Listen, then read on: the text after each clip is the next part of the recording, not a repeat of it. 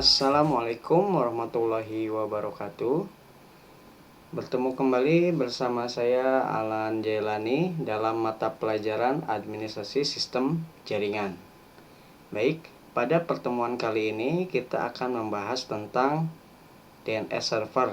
Nah, di dalam DNS server ini Bapak akan menjelaskan tentang cara kerja, pengertian, serta contoh-contoh penerapan DNS server dalam kehidupan sehari-hari.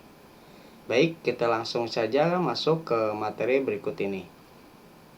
Domain Name Server atau biasa kita sebut dengan DNS. Nah, DNS ini adalah sebuah server yang dapat melayani permintaan dari sebuah klien untuk mengetahui alamat mana atau alamat apa yang digunakan oleh sebuah domain. Atau juga biasa disebut dengan DNS, sebuah aplikasi service yang berada di internet yang berfungsi untuk menerjemahkan sebuah nama domain ke dalam IP address atau ke dalam nomor. Nah, istilah ini yaitu untuk menerjemahkan dari FQPN ke dalam FQDN, yaitu merubah nama menjadi IP atau sebaliknya, merubah IP menjadi nama. Contohnya dalam kehidupan sehari-hari, mungkin kalau kalian sedang browsing di internet, misalnya kalian membuka facebook.com atau youtube.com, sebenarnya yang kalian ketik, yang kalian cari facebook.com itu, yang dicari itu bukan Facebooknya, melainkan alamat IP. Contohnya kalau kalian tes ping menggunakan ping facebook.com, nanti dia akan keluar sebuah alamat domain atau alamat IP-nya.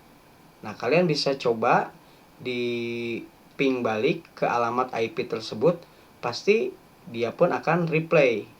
Jadi domain tersebut bisa di ping menggunakan nama dan bisa di ping menggunakan IP address.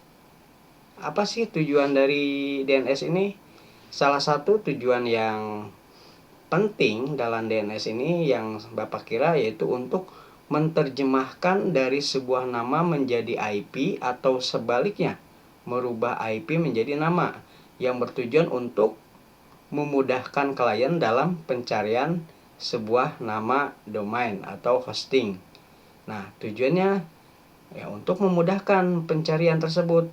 Misalnya dalam satu negara tersebut ada jutaan, mungkin ya, ada jutaan web, ada jutaan domain, yang kalau kita harus mengingat alamat IP addressnya satu persatu, mungkin kita akan mudah lupa. Nah, untuk mengingatnya maka digunakanlah DNS server atau dengan penamaan. Nah, dengan penamaan maka klien akan mudah mengingat dalam pencarian.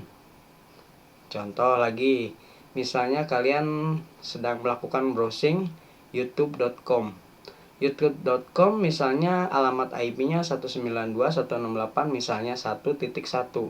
Nah, selain menggunakan di searching menggunakan youtube.com, maka YouTube itu juga bisa di searching menggunakan alamat IP-nya. Karena selain menggunakan nama, juga ada alamat IP yang bisa dicari. Jadi fungsi dari DNS yang utama adalah untuk menerjemahkan dari IP menjadi nama atau sebaliknya, dari nama menjadi sebuah IP, yang bertujuan untuk memudahkan klien dalam pencarian nama sebuah domain. Oke, kita lanjut ke slide berikutnya.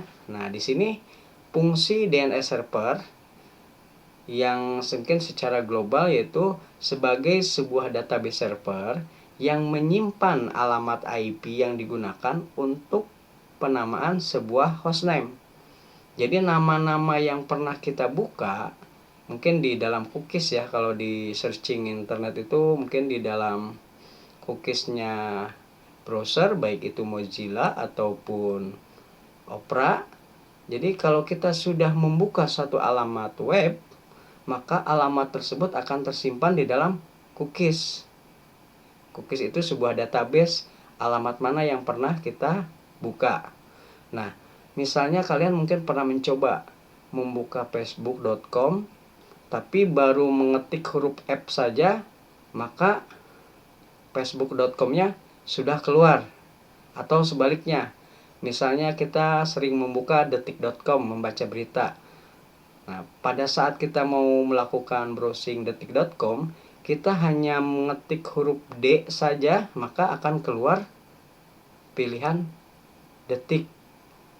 Jadi semua alamat tersebut akan disimpan ke dalam database cookies tersebut yang bertujuan untuk memudahkan klien dalam pencarian. Jadi setiap nama yang pernah kita buka akan disimpan ke dalam database yang bertujuan untuk memudahkan klien dalam pencarian. Jadi selain memudahkan atau merubah IP menjadi nama atau sebaliknya dari nama menjadi IP, DNS juga berfungsi untuk menyimpan database dari sebuah hostname yang bertujuan sama untuk memudahkan kliennya. Kalau bisa kita bayangkan, kalau belum ada namanya sistem DNS, berarti selama ini kita harus belajar menghafal alamat-alamat web berdasarkan IP. Nah, kalau berdasarkan IP mungkin dalam 1 juta web juga kita mungkin tidak bisa mengingat. Maka untuk mempermudah, kita menggunakan penamaan yang disebut dengan DNS. Nah, dalam DNS cara kerjanya di sini ada 3 komponen yang penting ya untuk kinerja dalam sebuah DNS. Yang pertama yaitu DNS resolver, yang kedua ada recursive DNS server, yang ketiga ada authoritative DNS server. Yang disebut dengan DNS resolver adalah yaitu sebuah klien yang merupakan komputer pengguna ya, klien itu pengguna yang meminta atau merequest dalam sebuah aplikasi. Contoh, pada saat kita membuka youtube.com, pasti kita membukanya melalui sebuah web aplikasi yang disebut dengan browser. Yang biasa kita pakai banyak Opera, Chrome, atau Mozilla. Nah, pada saat kita merequest tersebut melalui web aplikasi atau browser, nah itu kita sedang melakukan DNS resolver. Saya ulang lagi, DNS resolver adalah pada saat seorang klien meminta DNS dari sebuah program web aplikasi. Jadi pada saat kita mau browsing menggunakan Mozilla, yang kita panggil itu prosesnya itu disebut dengan proses DNS resolver. Oke, kita lanjut di yang kedua, recursive DNS server. Apa sih yang dimaksud dengan recursive DNS server? Nah, recursive DNS server adalah pihak yang melakukan pencarian melalui DNS berdasarkan permintaan resolver tadi. Kemudian memberikan jawaban pada resolver tersebut. Jadi kalau kita mencari melalui web browser disebut dengan DNS resolver. Nah, kalau recursive adalah pada saat hostname tersebut memberikan jawaban. Alamat yang kita panggil disebut dengan recursive DNS server atau jawaban dari server. Yang ketiga yaitu authoritative DNS server. Pihak yang memberikan respon setelah recursive melakukan pencarian. Nah, respon ini dapat berupa sebuah jawaban maupun delegasi DNS ke server lain. Contoh gini, kalau kita mencari misalnya detik.com, kan baru mengetik huruf D aja nanti akan keluar langsung pilihan web mana yang pernah kita buka yang berawalan huruf D, nanti akan keluar semua. Nah, dari situ disebut dengan istilah authoritative DNS server. Jadi kinerja atau komponen dari DNS server ini ada 3 ya. Pada saat klien meminta disebut resolver.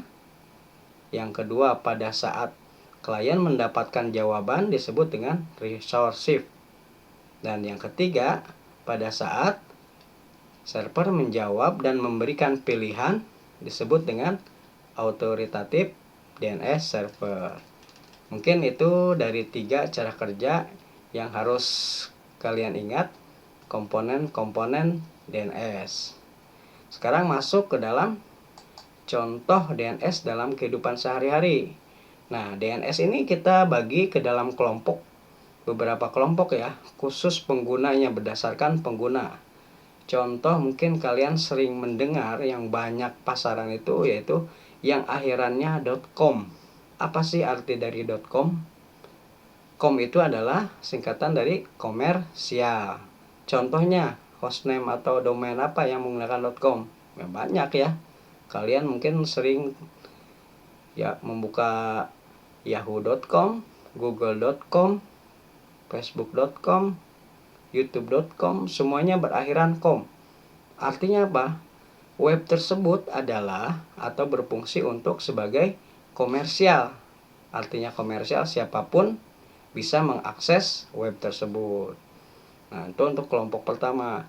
Masih banyak nanti kelompoknya, ada yang khusus untuk pemerintah disingkat dengan .gov atau government. Untuk sekolah biasanya ada yang tahu? Ya, menggunakan SCH untuk sekolah atau school ya.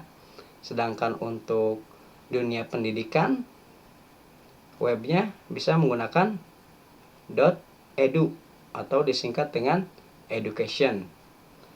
Untuk yang khusus di bagian militer, biasanya webnya berakhiran .mil yang artinya militer. Kalau mungkin yang banyak sekarang ini yang kalian sering dengar selain com, ada yang namanya .co.id. Apa sih ID di sini? Kan biasa hanya menggunakan 2 karakter ya, tapi di sini menggunakan 3 karakter. Misalnya google.co.id. Ada yang tahu nggak arti dari ID di sini? Itu menunjukkan apa? Ya, untuk kepemilikan ya, untuk sebuah negara. Kebetulan Indonesia mendapatkan ID-nya yaitu .id. Kalau untuk Amerika bisa .uk. Macam-macam. Yang Japan .jpn. Masing-masing negara memiliki kode sendiri. Jadi kalau kalian ingin membuka sebuah situs atau web yang khusus untuk berbahasa Indonesia, maka harus menggunakan akhiran .id. Tapi kalau untuk komersial.com, misalnya google.com, maka web yang kita buka itu adalah isinya sebuah berita dari berbagai negara. Tidak fokus ke dalam satu negara. Tapi kalau kita membuka google.co.id, maka isi berita dalam Google tersebut khusus hanya menyajikan berita yang berasal dari Indonesia. Jadi sudah bisa ya membedakan antara .com dan .co.id.